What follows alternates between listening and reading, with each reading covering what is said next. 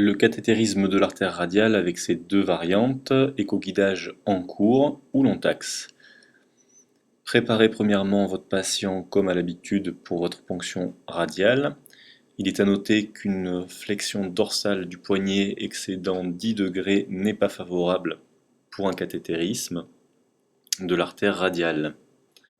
Réalisez votre asepsie comme à l'habitude. Nous montrons ici le geste effectué avec une protection de sonde inadaptée, c'est-à-dire un pansement transparent. Les recommandations actuelles veulent une gaine stérile qui couvre l'ensemble de la sonde et du câble. Adapter les réglages de l'image. Premièrement, la profondeur doit être diminuée au maximum, puisque l'artère radiale est en général 1 ou 2 mm sous la peau. Ensuite, réduisez le gain ou adaptez le gain jusqu'à avoir un contraste satisfaisant avec une lumière vasculaire la plus sombre possible.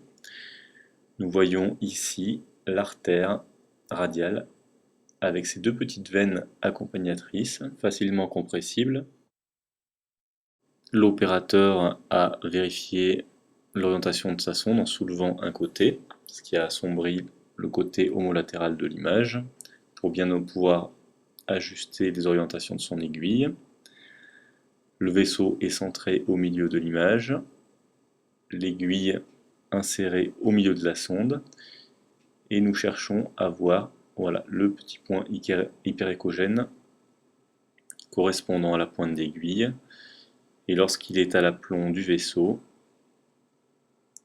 une petite impulsion permet le passage en intravasculaire. Une fois le guide souple mis en place, nous balayons le vaisseau avec la sonde pour vérifier la position intravasculaire du guide.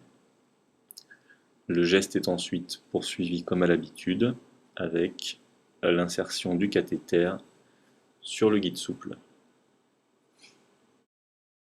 Réalisez ensuite le pansement stérile comme l'indique votre protocole d'établissement.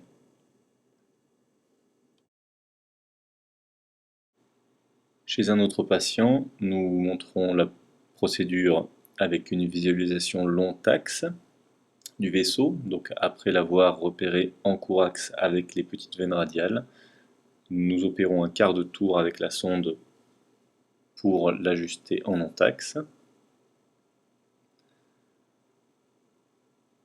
Une fois l'image adéquate obtenue, la ponction s'effectue en extrémité de sonde avec un suivi de la pointe d'aiguille. Une fois la pointe d'aiguille correctement positionnée au-dessus de l'artère, une petite impulsion permet d'obtenir le reflux artériel. Remarquez que nous avons évité de lâcher la sonde d'échographie pour tenir l'aiguille, ces manipulations et changements de main augmentant le risque de déplacement.